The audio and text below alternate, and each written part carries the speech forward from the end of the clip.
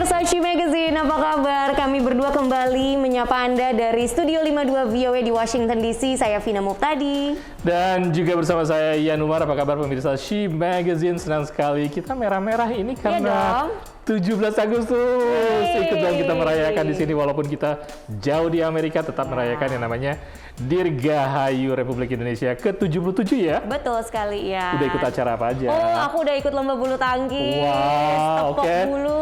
Wah, katanya juara.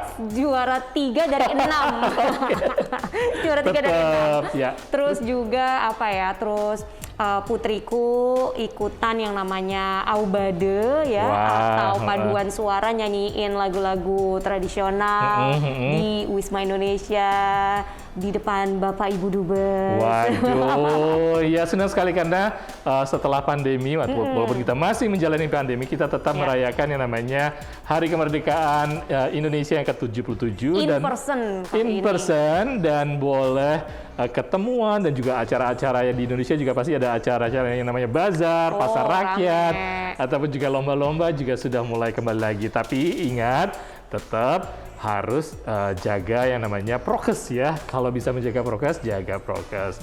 Dan pemirsa, senang sekali kita ketemu di She Magazine kali ini dan kita banyak yang akan kami sampaikan kepada pemirsa. Gerakan kebaya Goes to UNESCO juga semarak di Amerika Serikat.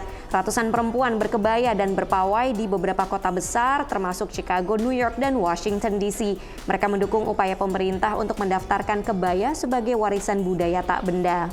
Universitas North Carolina di Chapel Hill menggelar Meja Bahasa Indonesia, kegiatan informal 2 minggu sekali yang bertujuan mempromosikan bahasa dan budaya Indonesia kepada mahasiswa Amerika dan asing yang tertarik mempelajarinya. Jika peminatnya semakin banyak, semakin besar pula peluang untuk membuka kelas bahasa Indonesia secara resmi. Diaspora Indonesia di New York City mengadakan acara Pasar Senggol sebagai bagian dari serangkaian pesta rakyat untuk memperingati Hari Kemerdekaan. Acara yang digagas Indonesian Gastronomy Association ini bertujuan sebagai ajang silaturahmi sekaligus promosi kuliner dan budaya Indonesia. Pemirsa, sepanjang bulan Agustus seperti kita sebutkan tadi pasti banyak yang namanya lomba-lomba, bazar, tadi bulu tangkis dan juga obade nyanyi. Waduh, seru banget. Banyak sekali acara selama bulan Agustus ini ya. Rame banget, termasuk salah satu yang baru saya datengin ya akhir pekan lalu itu adalah acara Colorful Indonesia. Ini sebuah festival yang baru diadakan pertama kali di kota Frederick, negara bagian Maryland, menghadirkan budaya Indonesia, tari-tarian, nyanyian, musik, fashion juga ya kan, terus kuliner pastinya, dan rame banget, acaranya sukses, banyak banget yang datang dan semakin banyak orang yang tahu tentang Indonesia.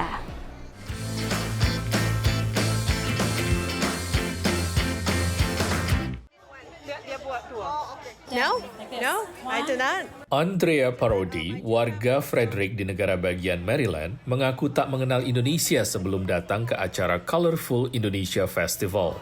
Memperkenalkan Indonesia dengan keberagamannya memang menjadi tujuan festival ini. Demikian menurut Haris Kuncoro, penyelenggara acara bekerja sama dengan KBRI Washington DC. Kita mencoba memperkenalkan bahwa Indonesia itu ada 17.000 island, ada berbagai macam suku bangsa ya. Dan bagaimana kita membuat semua colorful itu menjadi satu, karena kita kan mempunyai slogan Bhinneka Tunggal Ika. Itu sama sebetulnya, nilai-nilai yang dibawa di sini kan unity in diversity ya. Event ini menjadi bagian dari serial budaya yang digagas Asian American Center of Frederick, organisasi nirlaba yang fokus pada kesetaraan khususnya terhadap komunitas imigran, seperti dijelaskan Elizabeth Chung, direktur eksekutifnya. Appreciation to the differences and also giving respect. I appreciate the fact that it's the first time. We here in Frederick County, in Maryland, have such a great presentation. And we, as Asian American, we need to be together. And we, as Americans, need to be strong. So we appreciate our roots. But we are together, we are a great nation too. Selain menyaksikan berbagai pertunjukan seni,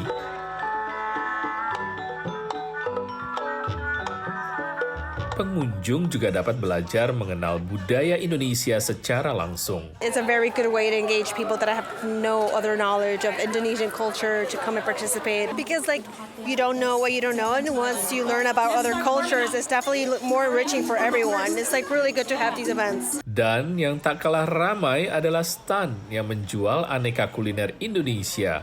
Dwi Sutomo sibuk membakar 1.200 tusuk sate ayam dan kambing yang laris dibeli pengunjung festival. Ya ini event yang paling bagus. Lihatin pengunjungnya. Nggak peduli bule, nggak peduli semua pada semua. Di sini semua. Walau tak mudah, namun dengan dukungan berbagai kelompok masyarakat di Washington DC area, festival ini mampu menjadi magnet yang mendatangkan ribuan pengunjung. Gotong royong itu kan mempunyai 3 nilai ya. Satu itu mutual assistant. Yang kedua itu mutual collaboration, yang ketiga ini yang penting, mutual respect. Nah ini yang terjadi pada hari ini itu bagaimana kita membuat gotong royong spirit ini bisa membuat event yang sangat sukses ini. Selain menjadi ajang pelepas kerinduan akan budaya dan kuliner tanah air, Colorful Indonesia Festival juga diadakan untuk merayakan HUT kemerdekaan RI ke-77. Dari Frederick, Maryland, Supriyono Zulfian Bakar, Nia Iman Santoso, VOA.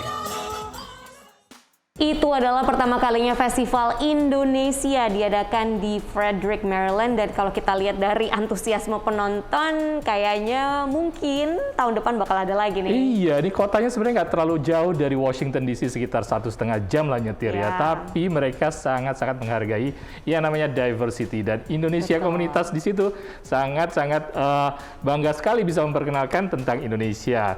Dan kita sudah memperkenalkan berbagai macam kuliner tadi juga, tapi kita juga akan mengajak pemirsa bahwa ada komunitas ibu-ibu di sini ya, yang mereka mengadakan acara yang namanya Cantik Berkebaya. Kita lihat yuk setelah yang satu ini.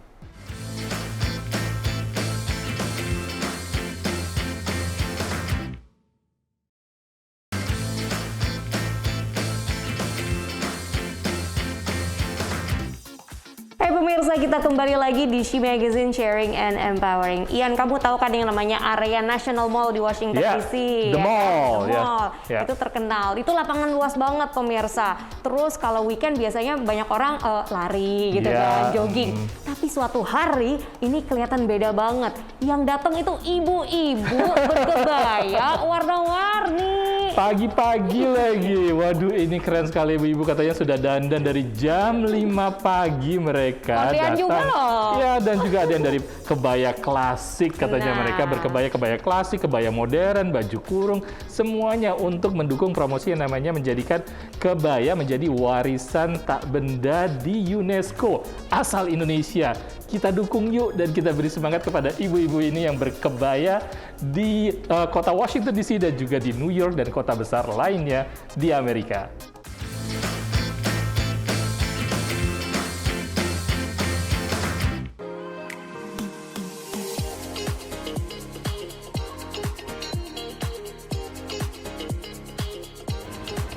Halo pemirsa, kita sekarang ada di KJRI New York untuk merayakan acara Kebaya Goes to UNESCO. Ini acara pertama kalinya di New York City, di mana ibu-ibu dari Queens, Philadelphia datang untuk melestarikan kebaya. Kebaya dari Bali, kebaya Muslim, kebaya gamis.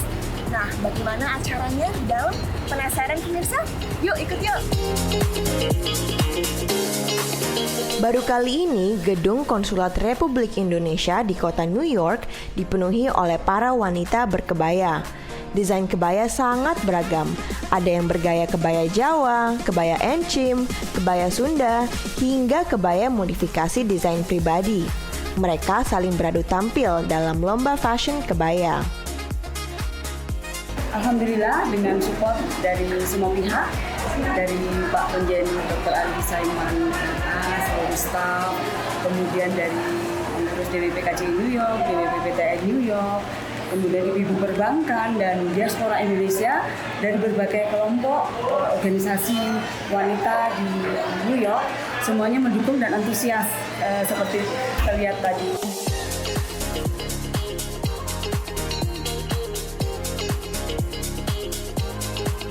Ini mungkin anak-anak yang sekarang kan pakaiannya beda-beda gitu, tapi dengan diadakannya ini mungkin bisa untuk cerita untuk dari anak cucu kita. Acaranya bagus dan untuk kedepannya insya Allah mudah-mudahan ada lagi.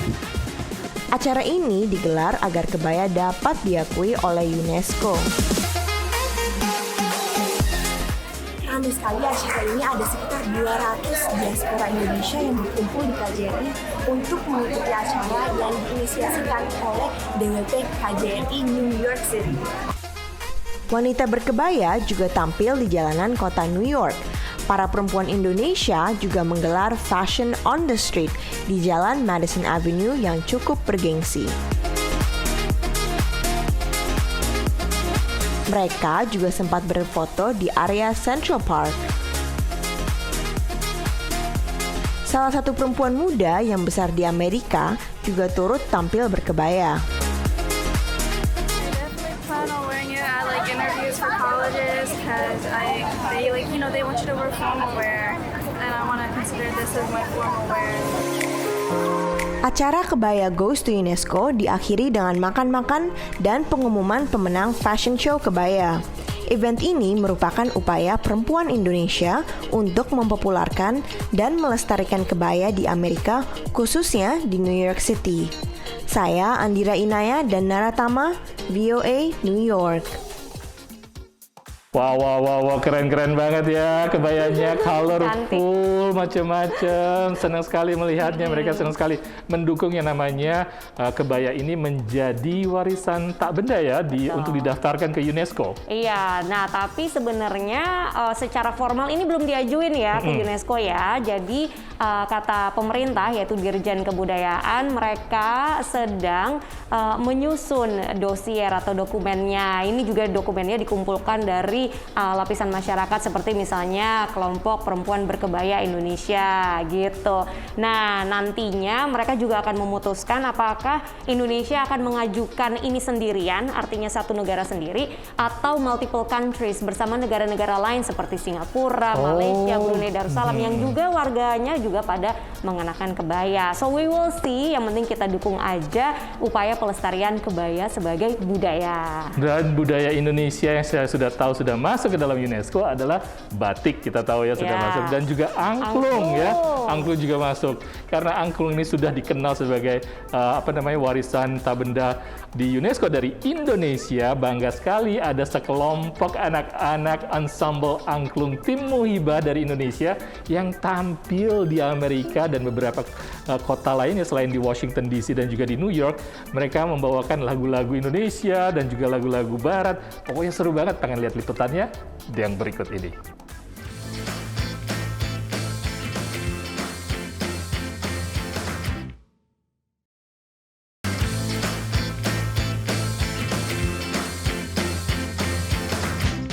Hai pemirsa, welcome back di She Magazine, Sharing and Empowering. Anak-anak muda dari Bandung akhirnya sampai juga di Amerika tahun 2022. Tim Muhibah Angklung tadinya rencananya mau ke sini tuh dari tahun 2020 tapi karena pandemi kan jadi ditunda. Nah tapi baru-baru ini akhirnya sampai juga tur keliling Amerika bahkan ya? Iya, nggak cuma di satu kota karena mereka ini tampil di beberapa kota di Amerika, salah satunya yaitu juga di Washington DC dengan audiensnya warga Indonesia dan juga warga Amerika dan juga pokoknya seru banget. Dan mereka juga sempat tampil di New York. Dan di New York ini juga di outdoor. Kayak apa sih penampilan dari adik-adik kita ini yang semangat sekali membawakan lagu-lagunya dengan ensemble angklung? Kita lihat dalam liputan berikut.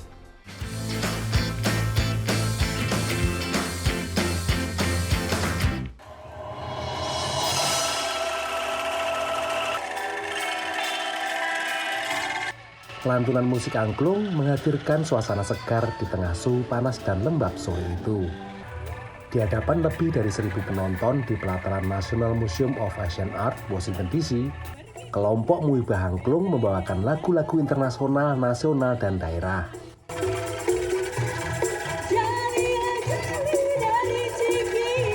Penampilan kelompok musik dari Jawa Barat di Washington DC ini bagian dari tur Amerika selama sebulan.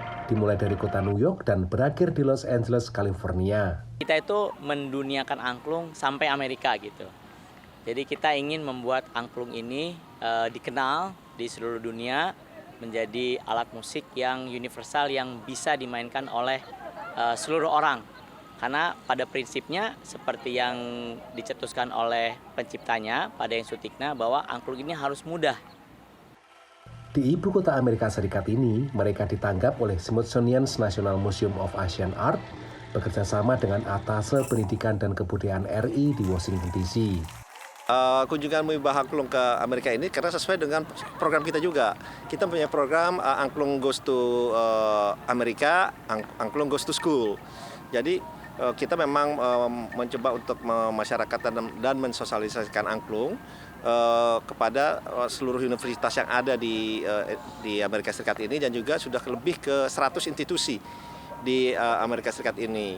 Well, it's an instrument that is, has such a wonderful tradition, that it is part of the intangible cultural heritage of Indonesia, the tradition of playing angklung, and that so many youth play it. So this is the second time we've had a youth angklung orchestra play here.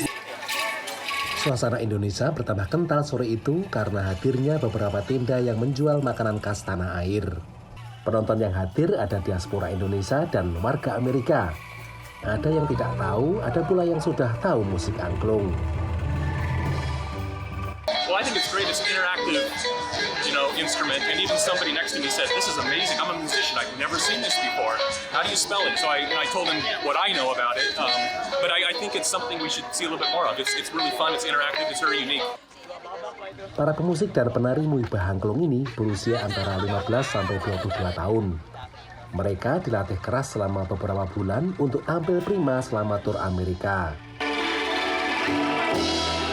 Jadi aku harap selain aku bisa kerja, orang Indonesia juga yang ada di sini gak mesti nunggu dari Indonesia datang ke sini, tapi yang di sini juga bantu untuk promosi angklung ini dan budaya-budaya lainnya. Di daerah Washington DC sudah ada beberapa kelompok musik angklung. Kedatangan Muhibah Angklung tentunya menjadi penyemangat mereka untuk melakukan diplomasi budaya lewat musik khas Jawa Barat ini. Dari Washington DC, Supriyono, Virginia Gunawan, Aryatno Budianto, VOA.